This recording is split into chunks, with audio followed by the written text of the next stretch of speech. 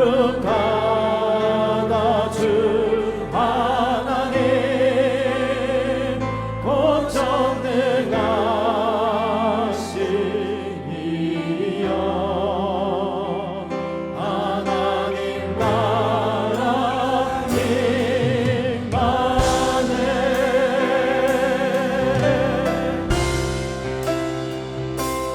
주님의 하시는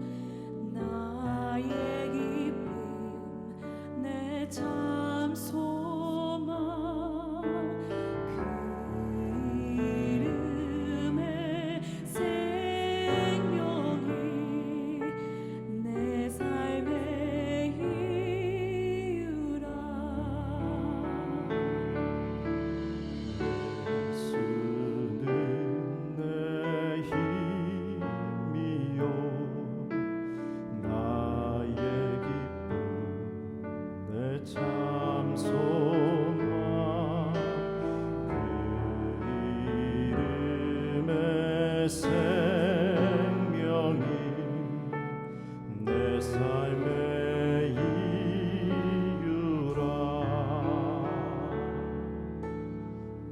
오직 주만 따라갑니다. 오직 주만 높이 받으소서. 내 평생에 그 이름을 그의 선하심을 세상에 노래합니다. 그 이름에 그 신능력 영원한 생명이 내 삶의 이유라.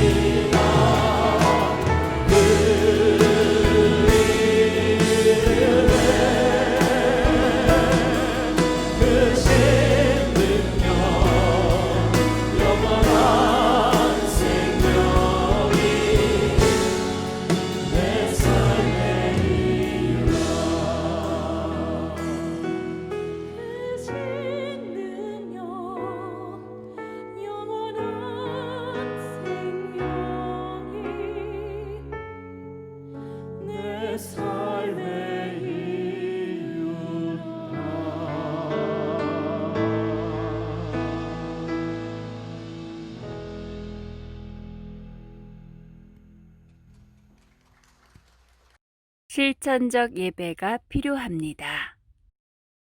고린도 후서 9장 9절로 15절까지 말씀입니다. 기록된 바 그가 흩어 가난한 자들에게 주었으니 그의 의가 영원토록 있느니라 함과 같으니라.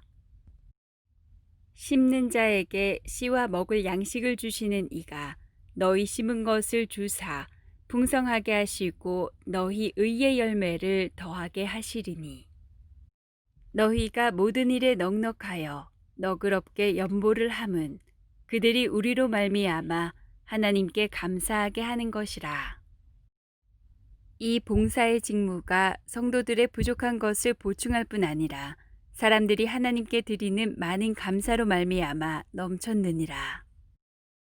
이 직무로 증거를 삼아 너희가 그리스도의 복음을 진실히 믿고 복종하는 것과 그들과 모든 사람들을 섬기는 너희의 후한 연보로 말미암아 하나님께 영광을 돌리고 또 그들이 너희를 위하여 간구하며 하나님이 너희에게 주신 지극한 은혜로 말미암아 너희를 사모하느니라. 말할 수 없는 그의 은사로 말미암아 하나님께 감사하노라. 아멘. 크리스천 삶에서 가장 중요한 것은 예배입니다. 그것이 하나님이 우리를 창조하신 목적이고 또한 우리 영성의 핵심이기 때문입니다. 이것이 깨어지면 크리스천 삶의 모든 것이 다 무너지는 것입니다. 그래서 요즘 어려움에도 불구하고 현장 예배를 드리려고 하고 또한 예배는 생명이다 그러면서 끝까지 예배를 사수하겠다는 그런 말도 나오고 있습니다. 그러나 예배라고 하는 것이 꼭 한 가지 형태만 있는 것일까요? 그렇지 않습니다. 예배를 드리는 형태나 장소나 스타일은 다양합니다. 게리 토마스가 쓴 영성에도 색깔이 있다 그 책에 보게 되면 9가지 형태의 예배가 소개되어 있지 않습니까? 9가지 영성이라고 이야기했지만 실제로는 하나님을 사랑하는 9가지 방법 혹은 9가지 예배의 방식을 소개한 책이라고 할 수가 있습니다. 예를 들면 자연주의 영성이라고 하면 자연 만물 속에서 하나님을 느끼고 찬양하는 것을 말합니다. 감각주의 영성이 있습니다. 촛불을 켜놓고 거룩한 양식을 만들고 고상한 분위기 같은 데서 예배할 경우에 감각적 영성이라 그렇게 부를 수 있어요. 열정주의 영성이 있습니다. 뜨겁게 찬양하고 손뼉을 치며 전심을 다해 예배드리는 형태를 열정적 예배라고 할 수가 있습니다. 그 외에도 우리가 늘 드리는 전통주의적인 예배도 있고 행동주의적인 예배도 있고 지성주의, 금욕주의적인 그런 영성들 다양합니다. 이 모든 것은 형태는 다르지만 하나님을 예배하는 것을 말하는 것입니다. 최근에는 우리가 잘 아는 것처럼 또 한 가지 형태의 예배가 등장을 했죠.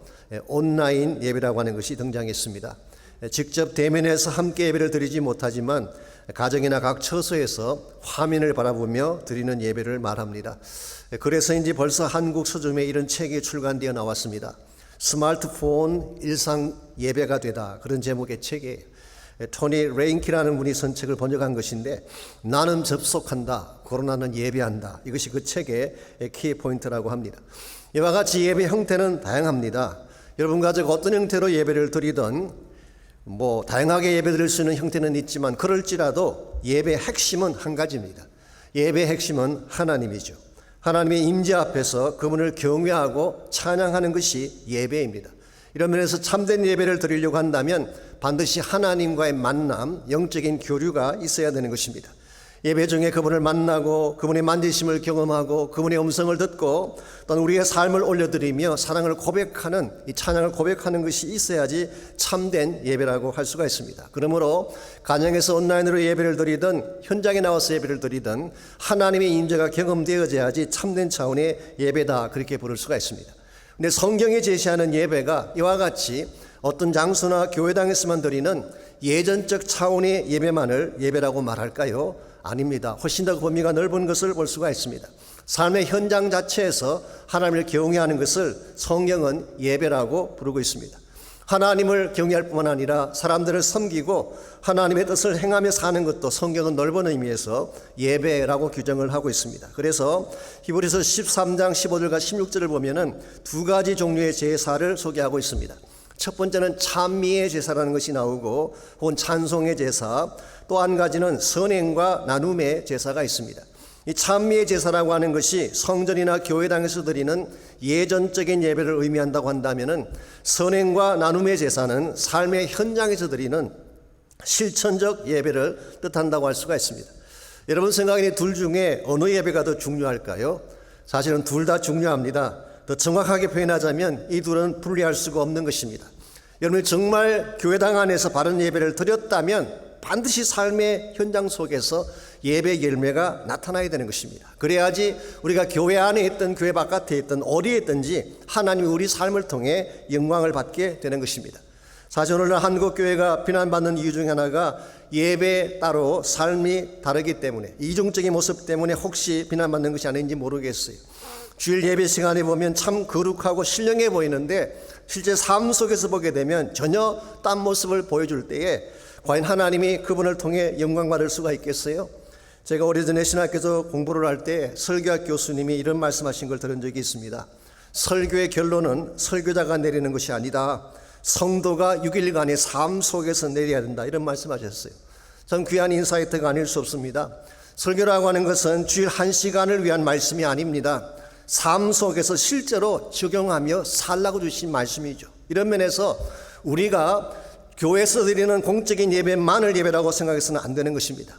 생활 속에서, 삶 가운데서 우리의 삶 자체가 예배가 되고 삶 자체가 복음이 되어지는 이와 같은 삶을 실제로 보여줄 수 있을 때에 여러분과 제가 하나님께 영광을 돌릴 수가 있고 진정한 차원의 예배자라고 칭함받을 수가 있습니다.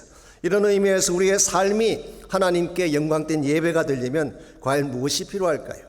오늘 같이 본문에 보시게 되면 연보에 대한 말씀이 사실 나옵니다. 우리가 지난 4주간 동안 8장과 9장에 걸쳐서 좀 긴 내용을 헌금에 대해서 다루었죠. 솔직히 말씀하면 좀 부담스러웠어요. 여러분도 마찬가지일 것입니다. 어쩌다가 한 번 헌금 설교하는 것은 괜찮지만 4주를 연속으로 헌금 설교한다는 것은 설교자에게는 대단히 부담스러운 주제가 아닐 수 없습니다. 그래도 불구하고 한 가지 감사한 것이 있습니다. 4주간 동안 설교했는데 여러분들이 전혀 부담스럽다는 내색을 안 해주신 사실, 최소한 겉으로만 보아서는 참 좋은 피드백을 해주셨어요. 개인적으로는 참 감사하고, 모르겠어 뒤에서는 다른 말 하시는지 모르지만 최소한 제 앞에서 그렇게 말씀해 주신 것은 참 감사하게 생각합니다. 또 한 가지 제가 감사하는 것이 있습니다. 우리가 이 말씀들을 공부하는 과정을 통해서 사도 바울을 통해서 헌금에 대한 새로운 개념을 배우게 된 사실이죠. 8장에서는 헌금을 은혜라고 했습니다. 받는 것만 은혜가 아니라 주는 것도 은혜라는 사실을 배웠어요. 지난주일 말씀을 통해서는 헌금은 축복을 나누는 것이다, 그렇게 말씀드렸어요.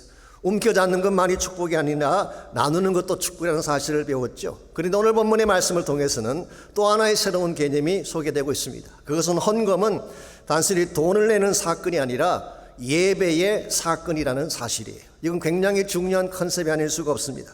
12절 말씀 보겠습니다. 이 봉사의 직무가 성도들의 부족한 것을 보충할 뿐 아니라 사람들이 하나님께 드리는 많은 감사로 말미암아 넘쳐느니라. 여기에 봉사의 직무가 나오죠. 이것은 물론 예루살렘 교회를 향한 헌금을 말하는 것입니다.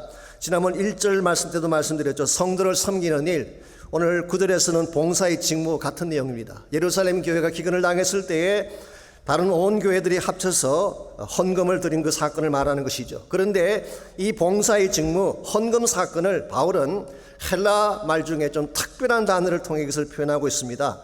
레이투르기아라고 하는 단어를 썼어요. 레이투르기아. 이것은 두 단어의 합성입니다. 레이토스라고 하면은 퍼블릭하다, 공적이다, 그런 뜻이에요. 그리고 두 번째 단어는 에르곤, 일이라는 뜻입니다. 그러므로 이것을 직역하게 되면 퍼블릭 서비스, 공적인 일이다, 그렇게 표현할 수 있는 것입니다. 근데 신약 성경에서는 조금 다른 용도로 이 단어가 사용됐습니다. 제사장의 직무를 표현할 때 이 단어가 사용됐어요. 즉 제사장이 성전에서 공적으로 행하는 예배나 제사 사역을 표현할 때에 레이투르기아라는 단어를 썼습니다. 예를 들어서 누가복음 1장 23절에 보면 사가랴가 성전에서 섬기는 직무를 할 때에 이 단어를 사용했습니다. 히브리서 8장 6절에서는 예수님의 제사장 직무를 설명할 때도 이 단어를 사용했어요. 히브리서 9장 21절에서는 성막 안에 기구들을 묘사할 때도 동일한 단어를 쓴 것을 볼 수가 있습니다. 그러므로 레이투르기아라고 하는 이 단어는 성전 제사와 관련이 있다고 할 수가 있어요. 요즘 말로 표현하게 되면 공적인 예배와 관련이 있다, 그렇게 말할 수가 있습니다. 실제로 영어 단어 중에 퍼블릭 월십, 예배를 표현한 단어가 리터지라는 단어가 있어요. 리터지. 이 단어가 오늘 본문의 레이투르기아에서 나온 것입니다. 자, 사도 바울이 왜 많은 단어 중에 굳이 이 단어를 픽업했을까요? 그것은 한 가지 메시지를 전달하기 위함이에요. 헌금이라고 하는 것이 단순히 가난한 자들을 위한 구제금이 아니라 하나님께 올려드리는 예배 행위다, 이 사실을 밝히기 위함입니다. 저는 여기에 확장된 예배의 개념이 있다고 생각합니다. 흔히 많은 분들이 그렇게 생각하죠. 교회 안에서 드리는 예전적 예배만 예배이다 라고 생각을 하지만 바울은 그게 아니라 실생활 가운데서 사람을 섬기는 것도 중요한 예배라는 사실을 오늘 이 단어를 사용함으로써 강조를 하고 있습니다. 제가 이렇게 말씀을 드리는 매입 여러분 가운데는 이렇게 반문하실 분이 계실지 모르겠어요. 아니, 예배라고 하는 것은 하나님을 섬기는 것이 돼야지 사람을 섬기는 것이 어떻게 예배일 수가 있느냐? 일리가 있는 말씀입니다. 예배는 원천적으로 하나님을 섬기는 것이 맞습니다. 그러나 눈에 보이지 않는 하나님을 섬기는 구체적인 방법이 뭘까요? 그것은 바로 사람을 섬기는 것입니다. 그래서 마태복음 25장에 보시면은 예수님께서 친히 소개해 주신 귀한 비유가 나옵니다. 우리가 잘 알고 있는 양과 염소의 비유죠. 그때 오른쪽에는 양들을 향해서 왕이 이렇게 말씀하죠. 내가 줄일 때 너희가 먹을 것을 주었고, 목마를 때 마시게 하였고, 나그네 되었을 때 영접하였고, 헐벗었을 때에 옷을 입혔고, 병들었을 때에 돌보았고, 옥에 갇혔을 때에 와서 보았느니라. 이와 같이 왕이 말을 할 때에 오른쪽에 있던 양들이 뭐라고 대답을 합니까? 우리가 언제 왕께 그런 섬김을 드렸습니까? 그때 왕이 대답합니다. 여기에 있는 내 형제 중에 지극히 작은 자 하나에게 한 것이 곧 내게 한 것이라 말씀하셨어요. 눈에 보이는 작은 자를 섬긴 것이 궁극적으로 하나님을 섬긴 케이스가 된다. 저는 여기 우리 모두가 붙잡아야 될 확장된 예배 컨셉이 있다고 생각합니다. 여러분이 정말 하나님을 예배하는 예배자라면 실제 삶 속에서도 섬김의 삶이 있어야 되고 실천의 열매가 있어야 되는 것입니다. 이런 면에서 볼 때에 여러분과 제가 참된 의미에서 바른 예배자라고 말씀할 수 있을지, 예배당 안에서는 좋은 예배자지만 생활 속에서는 예배자로 살지 못한다면 우리의 삶의 밸런스는 깨지고 있는 것입니다. 이런 면에서 우리가 교회 안에서 뿐만 아니라 교회 바깥의 삶의 현장에서도 실천적 예배를 드림으로 하나님께 영광 돌리려면 무엇이 필요할지 오늘 주신 본문을 가지고 한 세 가지를 정리해 보려고 합니다. 레이투르기아, 현장 속에 드리는 삶의 예배를 꼭 실천하려면 세 가지 실천 사항이 필요해요. 첫 번째가 나눔의 실천이 필요합니다. 우리가 삶 속에서 하나님을 예배하려면 말만으로 되지 않습니다. 실제로 삶을 통해 나누고 드리는 것이 있어야 돼요. 9절 말씀 보겠습니다. 기록된 바 그가 허터 가난한 자들에게 주었으니 그의 의가 영원토록 있느니라 그랬어요. 여기 보면 흩어 주었다는 표현이 나오죠. 이 말의 뜻은 단순히 많은 양을 주었다 그런 의미가 아닙니다. 사실은 범위가 넓다 그런 뜻이에요. 그래서 영어 성경을 보게 되면 scattered abroad라는 단어를 썼어요. abroad. 이것은 바로 해외의 국경을 넘어서 그런 의미죠. 그래서 오늘 이 말씀이 강조하는 것은 단순히 많은 양의 수확을 의미하는 것이 아니라 넓은 지역까지 그 범위를 확장시켜서 섬긴 사실을 말하고 있는 것입니다. 그러므로 abroad라고 하는 것은 해외에 있는 사람들, 국경 너머에 있는 사람들, 이것이 우리가 섬겨야 될 대상인 것을 밝히고 있습니다. 사실 이 말씀은 시편 112편 9절을 인용한 것인데요, 시편을 기록할 낭심하더라도 이것은 굉장히 파격적인 메시지가 아닐 수 없습니다. 왜냐하면 이스라엘 백성들에게 있어서 이웃이라고 하는 것은 항상 유대인들을 말하는 것입니다. 자기의 친척, 친구, 자기가 좋아하는 사람들만이 이웃이지 민족적 경계를 넘어서서 타국에 있는 사람들, 심지어 이방인까지를 이웃으로 생각하는 것은 상상조차 할 수 없는 것입니다. 그랬는데 성경은 말하기를 너희들이 가진 재물을 이방 지역에 있는 다른 나라에 있는 사람들에게까지 확장해서 흩어주는 것이 내가 원하는 바라고 말씀하고 있습니다. 사실 그래서 예수님께서 선한 사마리아인의 비유를 말씀하실 때에 사실 유대인들에게는 굉장히 충격적인 말씀이었어요.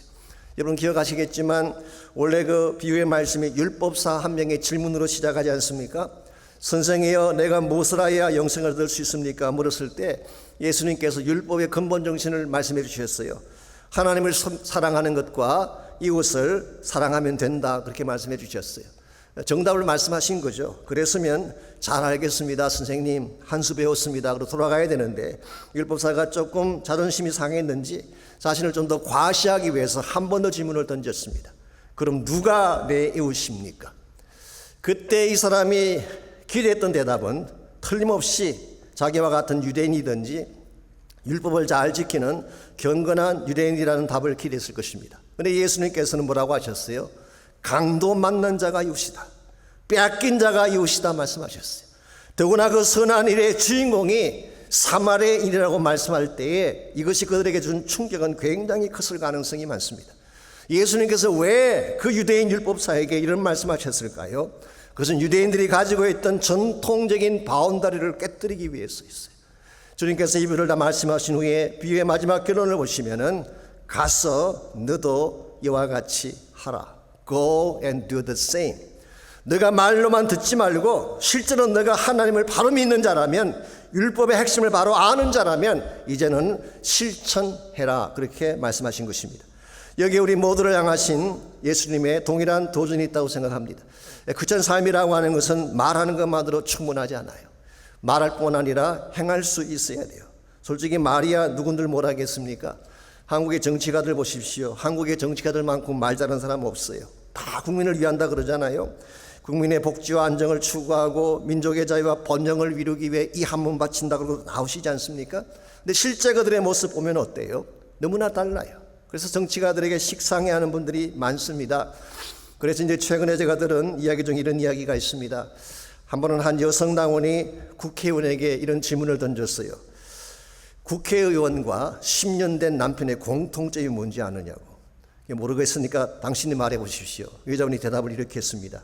첫째로 둘 다 내가 골랐지만 참 싫다. 두 번째는 바꾸려면 절차가 복잡하다. 셋째로 아직도 자기들이 사랑받고 있는 줄 안다. 무슨 말일까요? 이 말만 내세우지 제대로 역할을 못한다는 뜻 아니겠습니까?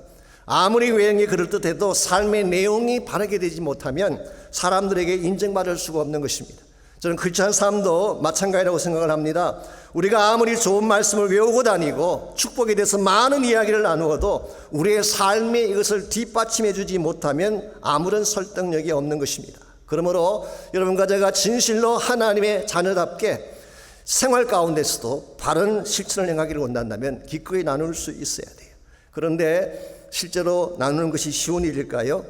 여러분, 내가 가진 소중한 것을 가난한 자에게 준다는 것이 쉬울까요? 실제로는 쉽지 않습니다. 왜냐하면 우리 모두의 마음속에는 이기심과 편견의 뿌리가 깊게 내려있기 때문이에요. 그래서 우리가 나누는 것이 맞다고 말을 하지만 실제로 나누려면 그냥 마음만으로는 되지 않아요. 그래서 10절 말씀 보시면 이와 같이 우리 마음이 쉽게 나눔으로 가지 못하는 것을 잘 아시고 하나님이 이것을 할 수 있도록 주신 것이 있어요. 10절 말씀 봅니다. 심는 자에게 씨와 먹을 양식을 주시는 이가 너희 심을 것을 주사 풍성하게 하시고 너희 의의 열매를 더하게 하신다고 했어요. 여기서 의의 열매라고 하는 것은 흔히 우리가 말하는 칭의를 말하는 것은 아닙니다. 예수 믿고 이렇게 되는 그 사건을 말하는 것이 아니라 예수 믿은 자가 하나님 안에서 맺게 되는 바른 삶의 열매를 말하는 것입니다. 구약 성경에 보게 되면요, 하나님의 공의라고 하는 것이 뭐냐고 하면 학대받는 자, 가난한 과부, 고아들을 섬기는 것을 justice, 공의라고 그렇게 설명하셨어요. 그러므로 오늘 본문에서 의의 열매를 맺는다고 하는 것은 그런 측면에서 섬김의 열매를 말하는 것입니다. 그런데 이와 같은 섬김을 하려면 다시 10절을 보십시오. 우리에게 필요한 것이 있어요. 씨가 필요해요. 씨를 먼저 받아야 되고 두 번째 필요한 것은 우리의 마음밭이 열려야 되는 것입니다. 좀 더 설명을 드리자면요, 10절 말씀은 사실은 사도 바울이 구약 성경 두 구절을 혼합해서 인용한 것입니다. 첫 번째는 이사야 55장 10절이고 또 하나는 호세아 10장 12절을 인용한 것입니다. 이 두 구절을 인용함으로 우리가 참된 열매를 맺으려면 필요한 두 가지 요소를 소개하고 있어요. 첫 번째가 말씀의 씨앗입니다. 오늘 본문에서 심는 자에게 씨를 주시고 양식을 주신다 그랬는데요, 물론 이 말의 뜻이 농부에게 씨를 주시고 양식을 주신다 그렇게 해석할 수도 있습니다. 그러나 구약에 인용된 이사야 55장 10절을 보면 이것은 단순한 씨가 아니라 하나님의 말씀을 의미한다는 것을 알 수가 있어요. 그러므로 말씀의 씨가 필요합니다. 두 번째로 필요한 것이 호세아 10장 12절에 나오는데요, 이런 내용입니다. 너희 묵은 땅을 기경하라. 마침내 여호와께서 오사 공의를 비처럼 내리시기라. 이 마음밭에 대한 말씀을 하고 있어요. 묵은 땅이라고 하는 것은 오랫동안 두었기 때문에 굳어버린 우리의 마음을 말하는 것이죠. 그래서 우리 마음 속에 불신앙이 가득 차 있고 이기심이 가득 차 있고 탐욕이 가득 차 있으면 무엇을 심어도 자랄 수 없는 상태를 말하는 것입니다. 그러므로 우리가 참된 열매를 맺으려면 씨도 좋아야 되지만, 우리가 받아야 될 씨도 좋아야 되지만 우리 마음밭이 좋아야 되는 것입니다. 그래서 하나님께서 우리에게 말씀하실 때에 내 마음을 열고 그 말씀을 억셉트하고 그 말씀에 순종하게 되면 30배, 60배, 100배의 결실을 맺는 것입니다. 그런데 아무리 하나님이 말씀하셔도 내 마음이 닫혀 있어서 리젝트하게 되면 한 개의 열매도 맺지 못하는 것. 이런 면에서 우리의 마음을 열린 마음으로 만들고 하나님 말씀 앞에 순종하는 것은 굉장히 중요한 것입니다. 제가 오래전에 어떤 분이 저에게 책을 한 권 줬는데요. 우리 조앤나라고 우리 시애틀에서 자매님이 저에게 책을 하나 선물을 했는데 유진 조라고 하는 한국계 미국 목사님이 쓴 책입니다. 제목이 좀 특이합니다. 말하는 대로 살고 사는 대로 말하라. 그런 제목의 책이에요. 즉 말과 삶이 일치하라 그런 내용이겠죠. 근데 그 책에 보게 되면 이 목사님이 자기 사역의 방향을 바꾸게 만들었던 계기에 대한 스토리가 나옵니다. 원래는 프린스턴 신학교를 졸업을 하시고 일반 교회에서 영어부 담당 목회를 하면서 그냥 목회하시는 그런 분이신데 특별한 계기를 맞이하면서 이 가난한 자들을 섬기고 돕는 그 사역에 자기 사역의 전부를 맡기게 됩니다. 그 계기에 대한 사건인데요. 한 번은 미얀마라는 곳에 갔다가 정글 안에 있는 한 학교를 방문하게 됐습니다. 낡고 오래된 건물에 15명 정도의 학생들이 앉아 있었어요. 물어봤더니 그것이 1학년부터 5학년까지 전교생이래요. 전체 학생 수가 15명밖에 안 되는데 교실 하나밖에 없어요. 교실 벽에 봤더니 포스터가 한 장 붙어 있는데 모두 팔다리가 잘린 아이들의 사진이 붙어 있었어요. 이게 뭐냐고 물었더니 지뢰를 밟아서 이렇게 된 것이라고 안내자가 설명을 해 주었습니다. 그 족속이 카렌족이라고 해서 미얀마 내에서도 소수민족입니다. 정부군에 쫓겨다니던 중에 그들이 묻어놓은 지뢰에 아이들의 손발이 잘려져 나간 것입니다. 그 처참한 현실 앞에서 가슴에서 솟구쳐 오르는 눈물을 참으면서 물었어요. 지금 이 아이들에게 가장 필요한 것이 무엇입니까? 그랬더니 교사가 필요하대요. 가르칠 교사가 필요하대요. 그런데 교사들이 오려고 하질 않는다는 것입니다. 왜 안 오려고 하느냐 물었더니 급여가 너무 작아서 그렇다는 것입니다. 급여가 얼마인데 그러냐 물었더니 40불이래요. 아니 하루에 40불이냐 그랬더니 아니래요. 그럼 일주일에 40불이냐 그것도 아니래요. 그럼 한 달에 40불을 말하느냐 그것도 아니래요. 그래서 설마 하고 1년에 40불을 말합니까? 그랬더니 맞대요. 1년에 40불의 샐러리가 없어서 그 아이들이 교육도 받지 못하고 아무런 사랑도 받지 못한다는 사실. 미국에서 40불이면 부부가 나가서 외식 한 번 하면 쓸만한 돈인데 연봉이 40불밖에 안 되는데 이게 없어서 아이들이 공부를 할 수 없다는 그 사실 앞에 이분이 굉장히 충격을 받고 마음의 결심을 하게 됩니다. 이들이 바로 예수님께서 말씀하신 작은 자들이다. 이들을 섬기는 것이 주님을 섬기는 것이다. 그리고 시작한 사역이 One Day's Wages라고 하는 운동을 시작했어요. 하루 분량의 월급을 One Day's Wage, 하루치 월급을 따로 떼어서 가난한 자들을 돕자라고 해서 붙여진 NGO 단체의 이름입니다. 지금도 그분이 그 사역을 하고 계세요. 그분이 이런 말씀하십니다. 지구를 구하려면 슈퍼맨이 될 필요가 없다. 우리 가운데 슈퍼맨은 아무도 없어요. 그러나 작지만 나의 작은 것을 드리게 되면 내가 드린 작은 것이 세계의 어느 곳에서는 생명을 건지는 생수가 되기도 한다. 그러므로 작지만 하나님의 부르심 앞에 순종하자는 그런 메시지를 그분이 전하고 있습니다. 사는 성도 여러분, 우리가 가끔 가난하다 힘들다 말을 하지만요, 사실 전 세계 모든 곳에 살고 있는 사람들에 비하면 maybe 여러분과 저는 부자일 가능성이 많습니다. 전 세계 인구 중에 5명 중 4명이 극심한 가난 속에 살고 있대요. 우리가 흔히 말하는 월급 받고 사는 사람은 없어요. 우리의 마음은 항상 더 높은 곳을 향해 가고 있지만 예수님 마음은 저들에게 가 있습니다. 우리가 이 사실을 바로 알고 약한 자들을 위해, 가난한 자들을 위해, 열방에 있는 난민들을 위해, 선교지에 있는 열악한 지체들을 위해 여러분이 기꺼이 도움을 주기 시작할 때에 여러분의 삶이 예배가 되고 하나님께 영광이 되는 것입니다. 이런 면에서 혹시라도 우리는 내 삶을 이렇게 수습하느라고 가난한 자들의 아픔을 이해하지 못했다고 한다면 지금이라도 우리의 마음을 눈을 돌려서 그들에게도 우리의 것을 베풀 수 있도록 헌신하고 결단하면 좋겠습니다. 두 번째로 우리가 삶을 통해 예배하려면 복음의 실천이 필요합니다. 나눔의 실천도 해야 되지만 복음의 삶을 실제로 살아야지 하나님께 영광이 되는 것입니다. 13절 말씀 봅니다. 이 직무로 증거를 삼아 너희가 그리스도의 복음을 진실히 믿고 복종하는 것과 그들과 모든 사람을 섬기는 너희의 후한 연보로 말미암아 하나님께 영광을 돌리고, 우리 번역은 이렇게 됐지만 사실 내용은 이런 것입니다. 이 직무가 너희가 그리스도의 복음을 진실히 믿고 봉사하는, 복종하는 증거다. 이것이 원래 원문의 뜻이에요. 여기서 말하는 직무는 앞에 11절에도 말한 봉사의 직무를 말합니다. 즉 헌금과 섬김을 통한 우리의 삶을 말하는 것이죠. 이와 같은 것이 무엇의 증거가 된다는 것입니까? 너희가 진짜 복음을 믿고 복음대로 사는 증거가 된다라고 말씀하고 있습니다. 흔히 복음이라고 하면 복음은 신학적인 교리나 도식적인 이론이라고 생각하기 참 쉽습니다. 물론 복음의 핵심은 십자가와 부활이죠. 그리고 복음이 구원의 유일한 길인 것도 맞습니다. 그러나 성경이 말하는 복음은 사실 그 이상일 가능성이 많아요.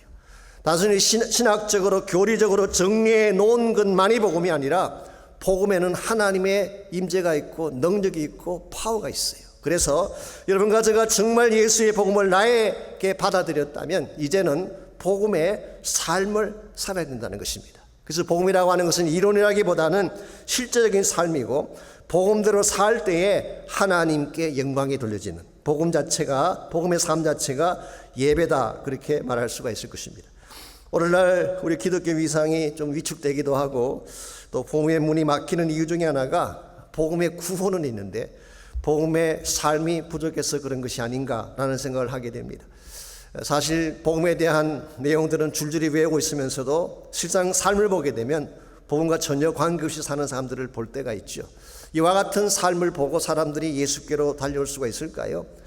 세상 사람들은 복음을 충분히 다 이해하지 못합니다. 우리의 삶을 보고 복음을 이해하는 것입니다. 아, 저게 예수 믿는 것이구나, 저게 하나님의 사랑이구나, 이와 같은 것들을 그분들이 우리 삶을 보고 아는 것인데 우리가 만약 복음의 삶을 살아들이지 못하게 된다면 어떻게 바른 복음을 증거할 수가 있겠어요? 이런 면에서 여러분과 제가 복음의 삶이 구체적으로 무엇인가를 정확하게 알아야 돼요. 저는 세 가지 내용이 있다고 생각하는데요. 첫 번째가 성육신의 삶을 말합니다. 성육신이라고 하는 것은 하나님이신 그분이 우리에게로 다가온 사건이 성육신이죠.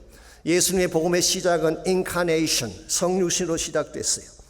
예수님은 하나님 자신이었지만 자기의 모든 권리를 다 포기하고 우리와 같이 되셨어요. 우리처럼 낮아지셨어요. 이게 인카네이셔널 프린시플이에요. 여러분과 제가 누구를 만나고 그분에게 복음을 바로 전하려면 그분에게 다가가야 돼요. 높은 위치에서 내려다보는 삶으로는 절대로 되지 않습니다. 정말 그들 위치까지 내려가서 그들과 함께 아파하고 함께 울 수 있는 그들의 위치까지 낮아졌을 때 비로소 복음이 전해지기 시작하는 것입니다. 그래서 인카네이셔널 프린시플. 두 번째로 희생의 삶이 반드시 있어야 돼요. 복음의 핵심은 십자가 아닙니까? 십자가라고 하는 것은 누군가를 살리기 위해서 나를 희생하는 것을 말합니다.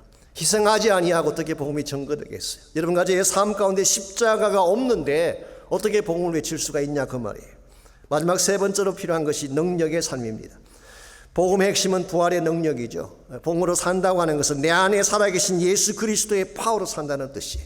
오늘 세상 사람들이 갈 바를 알지 못해하고 참으로 저주 가운데 절망 가운데 처했을 때에 우리 안에 살아계신 예수님의 능력을 보여주어야지 복음의 역사가 일어나게 되는 것입니다. 이런 면에서 여러분과 제가 정말 이 땅에 살아가면서 참 하나님을 소개하기를 원하신다면 복음에 대한 이론만으로 충분하지 않습니다. 복음에 대한 교리만으로도 충분하지 않아요. 실제로 복음의 삶을 살아야 하는 것입니다. 오는 주일부터 제자훈련이 시작되지 않습니까? 이 제자도를 배우는 사람들이 꼭 읽어야 될 필독서 중에 하나가 팬인가 제자인가라는 책이 있습니다. 몇 년 전에 발간이 됐고 저희 교회에서도 많은 분들이 이미 읽고 계신 줄 압니다. 이 카일 알더맨이라는 분이 쓴 책입니다. 루이빌 켄터키에 있는 사우스 이스트 크리스천 처치, 아주 큰 교회고 귀한 교회입니다. 그 교회 교육 목사님이신데 이름이 아이들맨이니까 게으른 사람인 줄 알지만 아닙니다. 굉장히 부지런하신 분이에요. 책도 많이 쓰시고 말씀 작도 열심히 하시는 분. 이분이 이야기하면 현대 교회 안에 예수님의 팬들이 참 많다는 것입니다. 팬이라고 하는 것은요, 자기가 좋아하는 운동선수나 탤런트나 스타가 나오면 환호를 지르고 그리고 박수를 치고 뭐 오빠 부대 같이 막 외치고 따라가는 그런 사람들을 팬이라 그러죠. 근데 문제는 경기가 끝나면 흩어지고 마는 것입니다. 더구나 본인이 열광했던 그 사람의 성적이 나쁘면 하루아침에 돌아서는 것이 팬이에요. 그래서 이 팬이라고 하는 사람하고 실제 그가 열광하는 스타하고는 실제 삶에 아무 연결성이 없어요. 아무 연결성이 없어요. 그래서 아이들맨 목사님이 자기가 청소년 때 우상같이 좋아했던 그 스타가 마이클 졸단의 열광적인 팬이었는데요. 방마다 MJ 사진 붙여놓고 그가 하는 경기마다 다 보고 그의 경기 기록에 대한 모든 내용을 다 암기하고 이걸 자랑스럽게 여기며 살아갔는데요. 자, MJ에 대해서 그렇게 열광을 했지만 실제 마이클 졸단과 칼 알드맨이 삶의 연관성이 있을까요? 아무 연관이 없습니다. 아무 연관이 없어요. 그냥 팬일 뿐이에요. 열광할 뿐이에요. 근데 제자는 다르다는 것입니다. 제자는 실제로 예수님과 같이 생활하고 예수님을 따르고 예수님의 자취를 실제로 따라가는 사람을 성경은 제자라고 부르고 있습니다. 그래서 아이들만은 팬과 제자의 차이를 한마디로 이렇게 요약해 놓았습니다. 팬은 와서 환호하라의 사람, 와서 환호하다 사라져버리는 사람. 그 반면에 제자는 와서 죽으라의 사람이래요. 와서 죽고 섬기는 사람. 여러분과 저는 이 둘 중에 어디에 해당이 될까요? 열심히 교회 와서 찬양하고 손뼉치며 환호하다가 수틀어지면 나가는 삶이라면 이건 제자의 삶이라고 말할 수가 없습니다. 그러나 만일 여러분과 저의 마음속에 예수님의 십자가가 깊이 각인되어 있어서 주님의 부르심과 영광을 위해 나를 드리며 살아갈 수 있게 된다면 여러분의 삶 자체는 하나님께 영광이 되고 향기 나는 제사가 되는 것입니다. 여러분과 저의 삶은 그냥 주어진 것이 아니라 복음을 위해 주어진 삶이에요. 우리가 복음 받고 복음을 누리는 것도 참 귀한 것이긴 하지만 한 걸음 더 나아가서 복음의 삶을 살아가야지 여러분 때문에 하나님 나라가 확장되어 가게 되고 하나님이 세상 가운데서 영광을 받게 되는 것입니다. 이와 같이 우리가 삶 속에서 하나님을 예배하려면 1차적으로는 나눔의 실천이 필요해요. 나의 가진 소중한 것을 흩어줄 수 있는 마음. 두 번째로 복음을 살 수 있어야 돼요. 복음의 실천이 필요해요. 마지막 또 한 가지 필요한 것이 있는데 화목의 실천입니다. 우리가 정말 하나님을 예배하기를 원한다면 원수된 관계가 다 풀려지게 되고 그리스도의 사랑 안에서 하나 되는 화목의 실천이 일어나야 되는 것입니다. 14절을 보십시오. 고린도 교회와 마게도냐 교회들이 일어났던 굉장히 중요한 현상 하나를 소개하고 있습니다. 14절 또 그들이 너희를 위하여 간구하며 하나님이 너희에게 주신 지극한 은혜로 말미암아 너희를 사모하느니라 그랬어요. 여기서 말하는 그들이 누구를 말하는 것일까요? 예루살렘 교회를 말하는 것입니다. 즉 예루살렘 교회에 있는 유대인들을 지칭하는 것입니다. 그렇다면 너희는 누구를 말하는 것일까요? 고린도 교회를 비롯한 이방 교회 성도들을 말하는 것입니다. 이방인과 유대인은요, 이 당시만 하더라도 물과 기름의 관계였어요. 절대로 하나 될 수 없는 관계. 그래서 항상 적대감 속에 살게 되고 갈등 가운데 살게 되고 그래서 심지어 교회 안에서도 이방인과 유대인의 갈등은 심각한 문제 중에 하나였습니다. 더구나 예루살렘 교회는 전통적인 유대인의 교회이고 유대인 교회의 대표적인 교회이고 고린도 교회를 비롯한 마케도니아에 있는 모든 교회들은 이방 교회인데 이 둘의 관계는 굉장히 멀고 그 간격이 컸습니다. 그랬는데 오늘 본문에 보니까 어떤 일이 벌어진 것입니까? 그들이 유대인 교회인 예루살렘 교회가 너희들을 위하여 간구한대요. 하나님의 교회 예루살렘의 교회가 유대인 교회가 이방에 있는 교회들을 위해 중보기도 한다는 것입니다. 여기서 끝나지 아니하고 너희를 사모하느니라. 이방 땅에 있는 그 성도들을 사랑하며 그리워한다는 것입니다. 이걸 보게 되면 모든 그동안 막혀있던 민족적인 장벽과 적대감이 다 허물어지고 성령 안에서 그리스도 안에서 하나가 된 것을 발견할 수가 있습니다. 이건 획기적인 사건이 아닐 수가 없어요. 그래서 예루살렘 교회와 온 이방 땅에 있는 교회가 하나가 되어져서 궁극적으로 하나님 나라의 선교를 이루고 세계 선교의 발판을 마련하게 된 것입니다. 그런데 이 모든 놀라운 일들이 무엇을 통해 이루어졌다고요? 그들이 드린 연보를 통해 이루어졌다는 거예요. 이런 측면에서 연보라고 하는 것은 다시 말씀드리지만 돈에 대한 문제가 아닙니다. 섬김에 대한 문제이고 복음의 실천이고 하나님을 사랑하고 예배하는 예배의 본질이라고 할 수가 있습니다. 여러분과 제가 이 사실을 바로 깨닫고 우리 삶 속에서 나의 것을 나누고 복음을 바르게 삶을 통해 전거하고 하나님이 기뻐하실 영광 받으실 만한 건강한 삶을 살아가게 되면 여러분 삶 자체가 향기가 되고 영광이 되고 그 결과 하나님의 나라가 열방까지 이루어지게 되는 것입니다. 1990년대에 많은 크리스찬들이 팔목에 달고 다니던 팔찌, 브레이슬렛, 팔목걸이가 있었습니다. 그 팔찌는 네 글자가 새겨져 있었는데요. WWJD라고 하는 네 글자가 적혀 있었어요. 이게 무슨 약자일까요? 어떤 분들은 이것을 We want jelly donut 약자라고 부르기도 합니다만은 그게 아니죠. What would Jesus do? WWJD. 예수라면 어떻게 할 것인가 약자. 사실 이 말은 찰스 쉘던이 쓴 유명한 소설 In His Steps라고 하는 소설에서 발췌한 말입니다. 그 책 읽어보시면 아시겠지만 1897년도에 발간된 기독교 고전 중에 하나입니다. 그 책의 서론에 보시면은 레이몬드 시에 있는 한 교회에 주일 아침에 일어난 사건이 나오고 있습니다. 그 교회는 그 지역에서 가장 큰 교회이고 부유하고 잘 갖춰진 사람들이 많이 모이는 상류층 교회였습니다.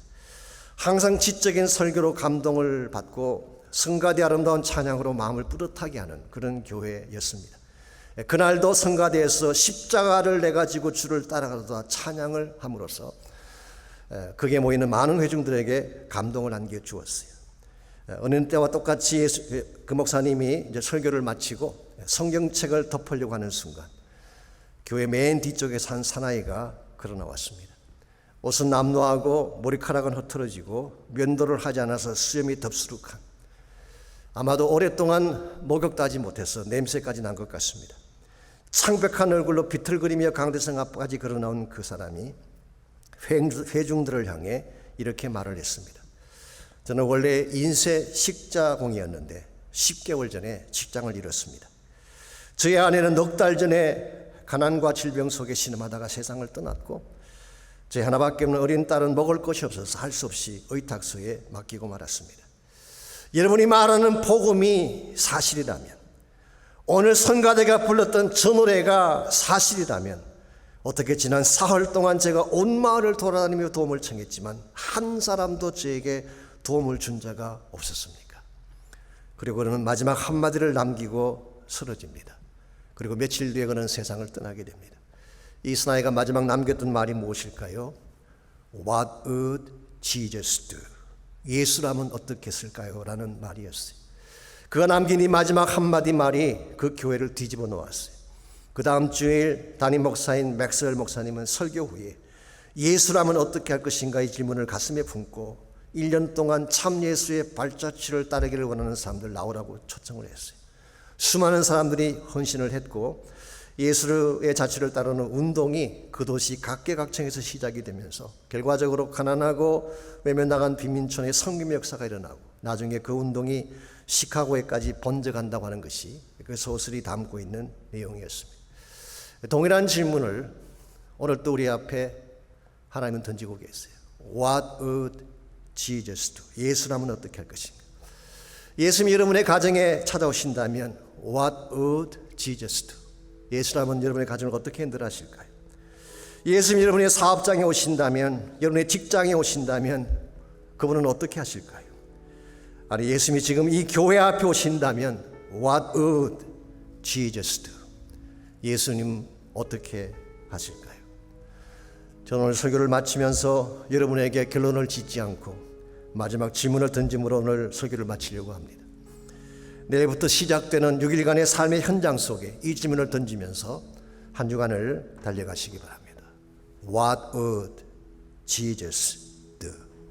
예수라면 어떻게 할 것인가? 네, 기도하겠습니다. 하나님, 저희들이 예수를 따르는 제자라고 말은 하지만 우리 삶 속에 복음이 없습니다. 우리 삶 속에 참된 십자가 사랑도 없고 희생도 없습니다. 그 모양만 예수 믿는 사람처럼 가장하며 살았던 우리를 용서해 주시고 우리의 심령 한가운데 다시 복음이 살아나게 하시고 하나님의 거룩한 사랑이 회복되게 해 주셔서 우리의 삶을 통하여 하나님을 예배하게 하시고 우리 삶을 통하여 섬김을 실천하게 하시고 우리의 삶을 통하여 복음의 참된 능력을 행사하며 살아갈 수 있는 우리 모두가 되게 하여 주시옵소서. 우리의 참 주인 되신 예수 그리스도의 이름으로 간절히 기도하옵나이다. 아멘.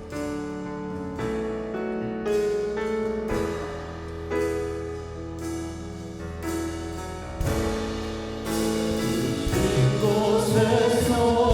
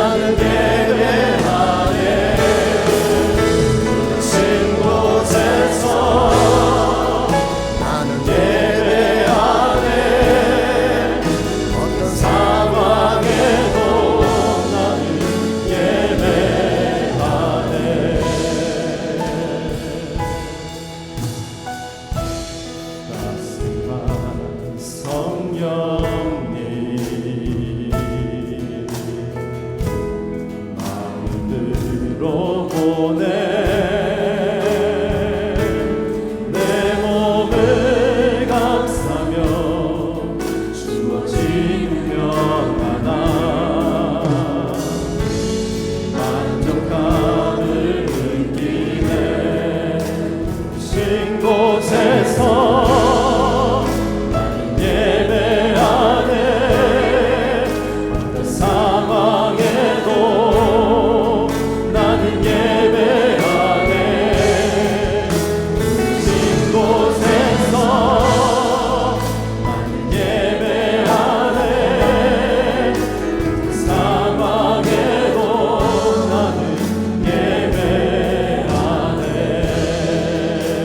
하나님 감사합니다. 우리를 사랑하실 뿐만 아니라 우리가 고난 가운데 처하며 고통 가운데 처할 때에 우리를 외면하지 아니하시고 우리를 감싸 안아주시며 주의 권능과 권세로 치유해 주시는 것을 감사합니다. 너를 향한 나의 생각을 내가 안하니 재앙이 아니라 평안이라고 말씀하셨습니다. 장래의 소망을 주는 것이라고 약속하셨습니다. 내게와 부르짖으면 만나리라고 약속하셨사오니 이 시간 주 앞에 나와 부르짖는 자들, 하나님의 은혜를 붙잡고 기도하는 자들 반드시 만나주시고 기적을 나타내 주시고 하나님 사회주의 놀라운 응답의 역사들을 허락하여 주시옵소서. 우리 심령 가운데 세상이 감히 범접하지 못할 예수 그리스도의 평안이 넘쳐나게 하시고 무슨 을 영하든지 평화가 넘쳐나는 삶을 살아서 하나님 앞에 영광을 올려드리고 수많은 사람들에게 평화의 복음을 나누며 살아갈 수 있는 우리 모두 되게 하여 주시옵소서.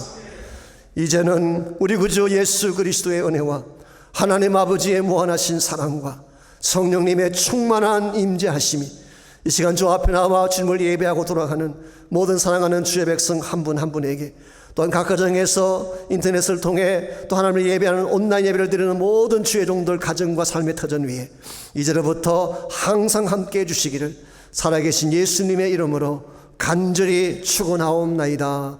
아멘.